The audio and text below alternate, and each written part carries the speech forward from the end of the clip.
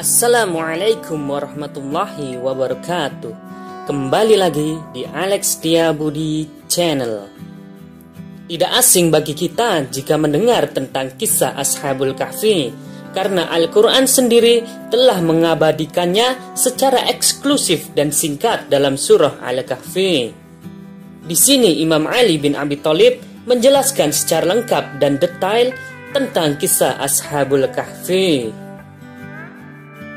Diriwayatkan Ibnu Abbas berkata, ada sekelompok rahib Yahudi ingin menanyakan sesuatu, lalu mereka menanyakan sesuatu itu kepada Ali bin Abi Thalib. Lalu Ali bin Abi Thalib berkata kepada sesepuh Yahudi itu, bertanyalah.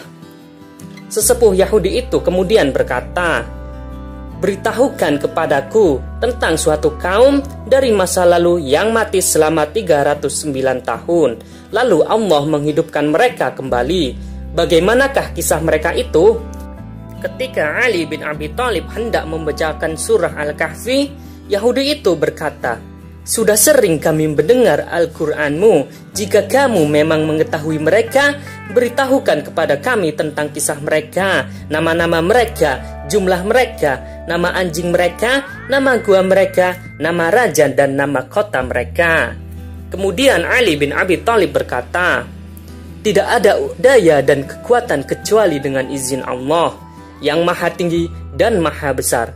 Wahai Yahudi, wahai saudaraku, Muhammad telah menceritakan kepadaku bahwa ada sebuah kota bernama Aksus di wilayah Rom, Romawi, yang memiliki raja yang saleh. Kemudian raja mereka meninggal. Akibatnya mereka berselisih paham.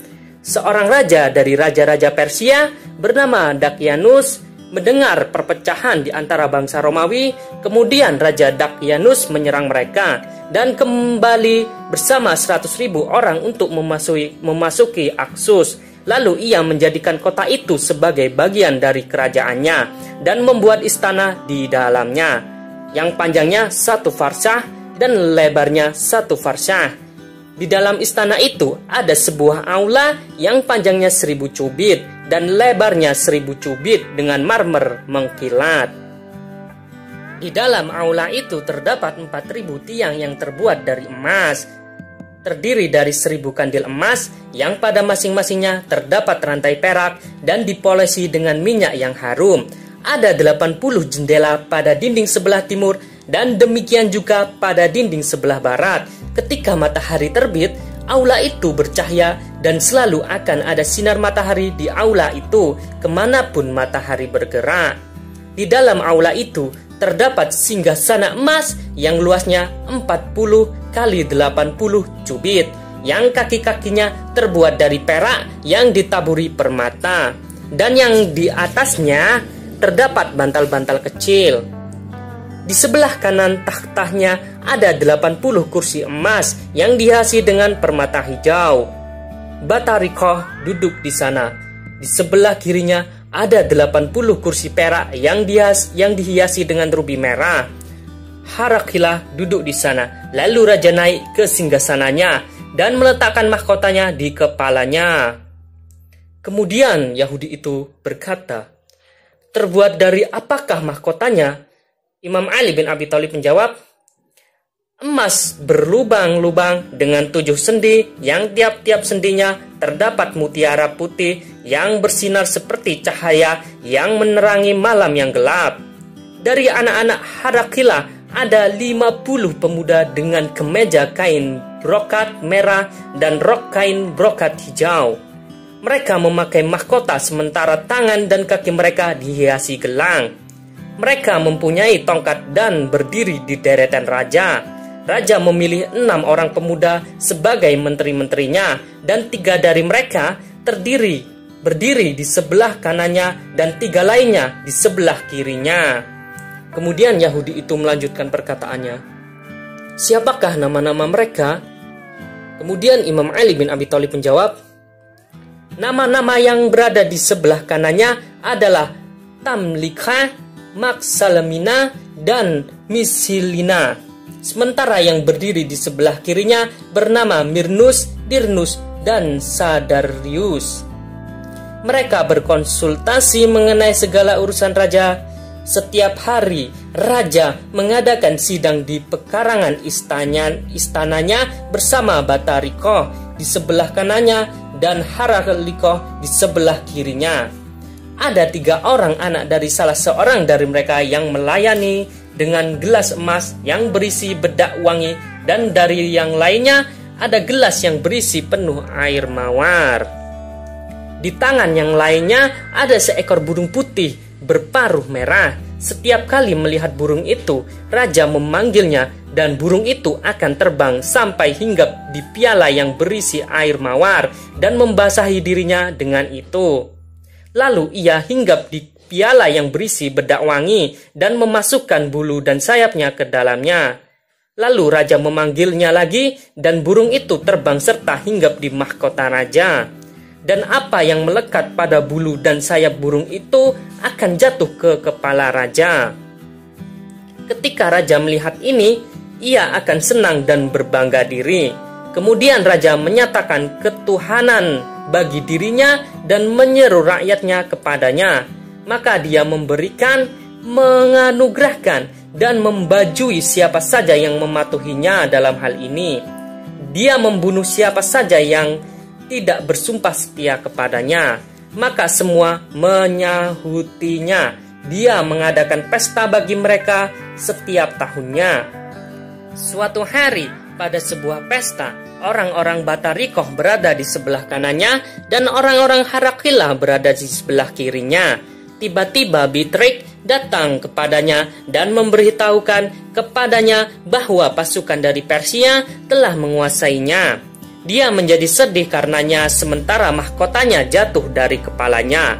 Salah seorang dari 3 orang yang berada di sebelah kanannya yang bernama Tamlika yang masih muda berkata kepada dirinya, "Jika Dakyanus itu Tuhan, sebagaimana ia pikir, ia tidak semestinya bersedih, takut, buang air, atau tidur. Tindakan-tindakan ini bukanlah tindakan Tuhan." 6 pemuda itu berada di rumah salah seorang dari mereka setiap hari, dan hari itu mereka berada di rumah Tamlika. Ia menyiapkan makanan bersih bagi mereka, lalu ia berkata kepada mereka, "Wahai saudara-saudaraku, ada sesuatu di dalam hatiku yang membuatku tidak makan, minum, dan tidur." Kemudian mereka berkata, "Apakah itu, wahai Tamlika?" Kemudian Tamlika berkata, "Aku berpikir tentang langit cukup lama dan berkata kepada diriku, siapakah yang membentangkannya tanpa ada penopang dan tali di atasnya? Siapakah yang menempatkan matahari dan bulan di langit sebagai 2 lampu yang bersinar? Siapakah yang menghiasi dengan bintang-bintang?" Lalu aku berpikir tentang bumi cukup lama dan aku berkata, siapakah yang membentangkannya hingga ke tepi laut? Siapakah yang memancangkan bumi ini dengan gunung-gunung sehingga ia tidak bergerak kemana-mana? Lalu aku berpikir tentang diriku cukup lama. Siapakah yang membawaku keluar sebagai janin dari perut ibuku? Siapakah yang memberiku makan dan yang membesarkanku? Sesungguhnya ada pencipta dan penguasa selain Raja Dakyanus. Dia tidak lain melainkan raja di atas raja-raja dan dia adalah penguasa langit.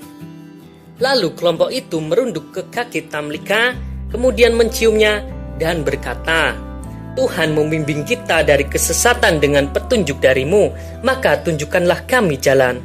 Kemudian Tamlika menjual beberapa korma dari kebunnya sebanyak 3.000 dirham dan memasukkannya ke dalam tasnya.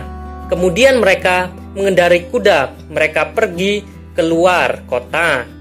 Ketika mereka pergi sejauh 3 mil, Tamlika berkata kepada mereka, "Wahai saudara-saudaraku, kediaman dari dunia lain telah tiba dan kerajaan dunia ini telah pergi. Turunlah dari kudamu dan berjalan kakilah. Semoga Tuhan memberikan keringanan dan jalan keluar bagi kita." Kemudian mereka turun dari kuda mereka dan berjalan sejauh 7 farsyah hari itu, sampai kaki mereka berdarah. Seorang gembala bertemu mereka. Kemudian mereka berkata kepada gembala itu, "Wahai gembala, apakah kamu mempunyai susu atau air? Kemudian gembala itu berkata, aku punya apa yang kalian inginkan, tetapi aku perhatikan wajah kalian seperti pangeran. Aku menduga kalian telah melarikan diri dari Raja Dakyus. Kemudian mereka berkata, wahai gembala, tidak diperbolehkan bagi kami untuk berdusta. Jika kami mengatakan yang sebenarnya, apakah kami akan selamat?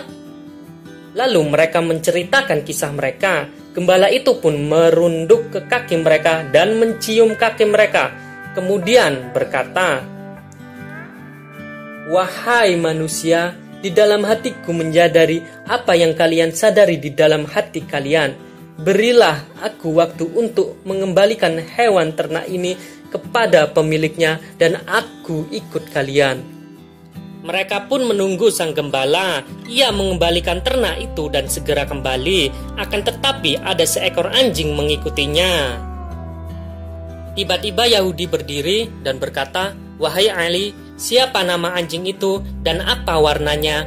Kemudian Ali bin Abi Thalib menjawab, tidak ada daya dan kekuatan kecuali dengan Allah yang maha tinggi dan maha besar. Sesungguhnya warna anjing itu antara putih dan hitam, lebih banyak hitamnya. Nama anjing itu Khitmir. Ketika pemuda-pemuda melihat anjing itu, beberapa dari mereka berkata, kami takut gonggongannya akan menunjuki kita.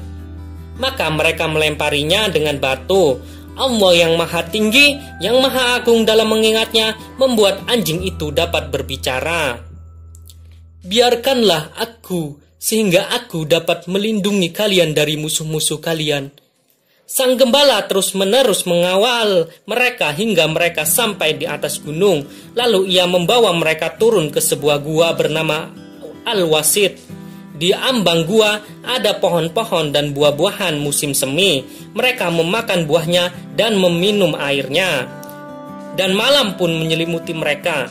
Mereka tinggal di dalam gua dan anjing itu tergeletak tidur di ambang gua dan merentangkan kakinya. Lalu Allah yang maha tinggi mewahyukan kepada malaikat maut untuk mengambil ruh mereka. Dan untuk tiap-tiap orang ditunjuk 2 malaikat untuk menarik dari kanan ke kiri dan dari kiri ke kanan. Lalu Allah yang maha kuasa dan maha tinggi mewahyukan kepada para penjaga matahari agar ia condong dari gua ke arah kanan dan melewatinya dari kiri. Ketika Raja Dakyus kembali dari pesta, ia menanyakan mereka. Raja diberitahu bahwa mereka telah pergi ke luar kota karena takut padanya. Raja pun menunggang kuda bersama 8.000 orang dan mereka terus-menerus mencari jejak mereka sampai mereka mendaki dan tiba di gua itu. Ketika Raja melihat mereka, mereka tampak sedang tidur. Kemudian Raja berkata, jika aku hendak menghukum mereka, aku akan menghukum mereka lebih dari mereka menghukum diri mereka sendiri. Bawakan kuli. Mereka pun menutup pintu gua itu dengan kapur dan batu. Raja berkata kepada para sahabatnya, katakan kepada mereka untuk meminta Tuhan mereka yang berada di surga untuk menyelamatkan mereka dan untuk mengeluarkan mereka dari sini. Ali bin Abi Thalib melanjutkan, wahai saudaraku Yahudi, mereka berada di gua itu selama 309 tahun. Ketika Allah hendak membangkitkan mereka kembali, Dia memerintahkan malaikat Israfil untuk meniupkan ruh kepada mereka. Ia pun meniupkannya, maka mereka pun terjaga dari tidurnya. Ketika matahari terbit, beberapa dari mereka berkata, semalam kita telah melalaikan ibadah kita kepada Tuhan. Mereka berdiri dan air dari mata air telah penuh dan pohon-pohon telah layu. Beberapa dari mereka kemudian berkata, betapa aneh urusan kita, seperti mata air ini yang telah penuh dan pohon-pohon telah layu dalam semalam. Mereka pun kelaparan. Kemudian mereka berkata yang diabadikan dalam surah Al-Kahfi ayat 19, maka suruhlah salah seorang di antara kamu pergi ke kota dengan membawa uang perakmu ini, dan hendaklah dia lihat manakah makanan yang lebih baik.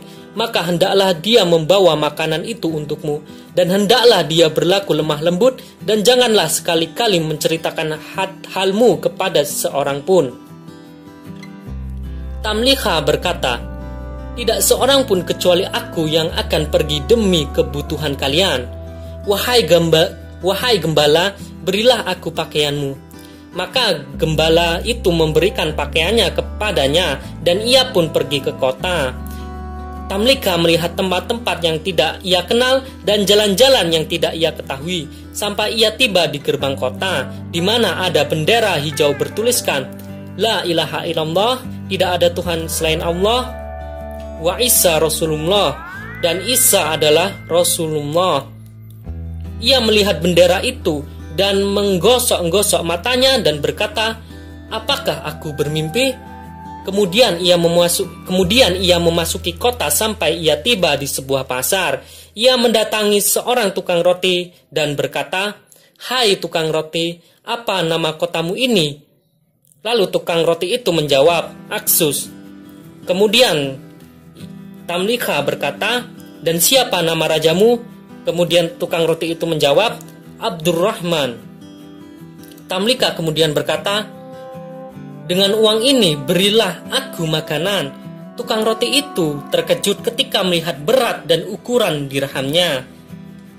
Tiba-tiba Yahudi berdiri kemudian berkata, wahai Ali, berapa berat dirhamnya itu? Kemudian Ali bin Abi Thalib menjawab, berat dari setiap dirham adalah 2/3 dirham. Kemudian Ali melanjutkan, lalu tukang roti itu berkata, hai kamu, apakah kamu baru menemukan harta karun?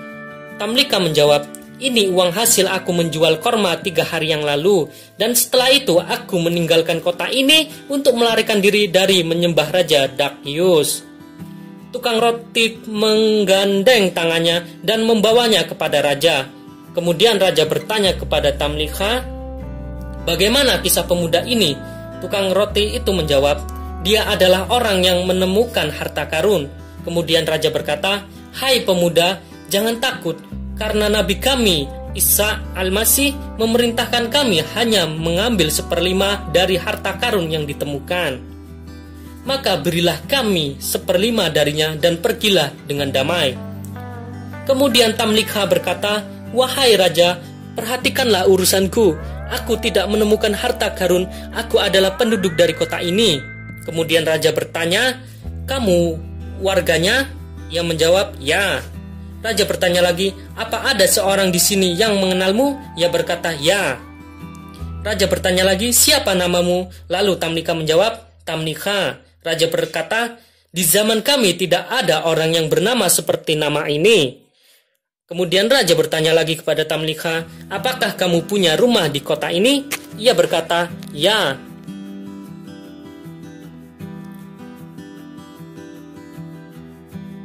Kemudian Tamliha melanjutkan perkataannya, naiklah ke kuda dan ikutlah bersamaku.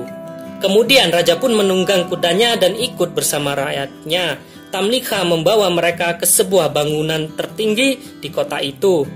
Kemudian Tamliha berkata, inilah rumahku. Kemudian Tamliha mengetuk pintu. Seorang lelaki tua keluar. Bulu alis matanya menutupi matanya karena usianya. Dan lelaki tua itu bertanya, apa yang kamu inginkan? Kemudian raja berkata, pemuda ini membawakan kami sesuatu yang aneh. Ia mengira ini rumahnya. Lelaki tua itu berkata kepada Tamliha, siapa Anda? Tamliha menjawab, aku Tamliha, putra dari Kustikin. Lelaki tua itu langsung merunduk ke kakinya dan mencium kaki Tamliha. Kemudian berkata, dia kakekku, demi Tuhan Ka'bah, wahai raja, ini adalah 6 orang yang melarikan diri karena takut akan Raja Dakyus. Raja turun dari kudanya, kemudian memeluk Tamliha, dan warga pun mulai menciumi tangan dan kaki Tamliha. Kemudian raja itu pun berkata, wahai Tamliha, apa yang teman-temanmu lakukan? Kemudian Tamliha memberitahukan gua itu, di masa itu ada raja muslim dan juga ada raja Yahudi di negeri itu. Keduanya mengendarai kuda bersama pasukannya. Ketika mereka mendekati gua, Tamliha berkata, Aku khawatir sahabat-sahabatku akan mendengar suara tapak kaki kuda dan menduga Raja Dakyus mendatangi mereka. Warga pun menunggu dan Tamliha memasuki gua. Ketika mereka melihat Tamliha dan berkumpul mengelilinginya, mereka pun berkata, "Segala puji bagi Allah yang menyelamatkan kamu dari Dakyus." Kemudian Tamliha berkata, "Hentikan bicara soal Dakyus." Kemudian Tamliha melanjutkan perkataannya, "Sudah berapa lamakah kamu berada di sini?" Mereka menjawab, "Kita berada di sini sehari atau setengah hari." Kemudian Tamliha berkata, "Kalian berada di sini sudah 309 tahun, dan Raja Dakyus telah mati, dan berabad-abad telah berlalu. Allah mengangkat seorang nabi bernama Isa Al-Masih, putra Maryam, yang dimana Allah telah mengangkatnya ke langit." Kemudian mereka berkata, "Wahai Tamliha, apakah kamu ingin kami memeriksamu?" Kemudian Tamliha menjawab, "Apakah yang kamu inginkan?" Mereka berkata, "Berdoalah kepada Allah yang maha mulia sebutannya, dan kami akan berdoa bersamamu sehingga jiwa kami diambil." Mereka pun bersama-sama mengangkat tangan mereka. Kemudian Allah memerintahkan agar jiwa mereka diambil. Lalu Allah menutup pintu gua itu dari manusia. Kemudian kedua raja itu datang dan mengelilingi pintu gua selama 7 hari tanpa menemukan mereka. Raja yang muslim berkata, "Mereka mati dengan agama kami. Aku akan membangunkan sebuah masjid di depan pintu gua." Kemudian raja yang Yahudi juga berkata, "Tidak, mereka mati dengan agamaku. Aku akan membangunkan sinagog di depan pintu gua." Lalu mereka berperang. Raja Muslim menang dan membangun sebuah masjid di sana. Kemudian Ali bin Abi Thalib berkata, "Wahai Yahudi, apakah ini sesuai dengan yang ada dalam Tauratmu?" Yahudi berkata, "Kamu tidak menambahkan atau mengurangi sehuruf pun. Dan aku bersaksi bahwa tidak ada Tuhan selain Allah, dan Muhammad adalah hambanya dan rasulnya." Ya, mungkin cukup sekian kisah panjang Ashabul Kahfi yang diceritakan langsung dari lisan Ali bin Abi Thalib. Semoga dapat memberi hikmah dan wawasan baru kepada kita semua. Akhirul kalam, saya tutup dengan wassalamualaikum warahmatullahi wabarakatuh.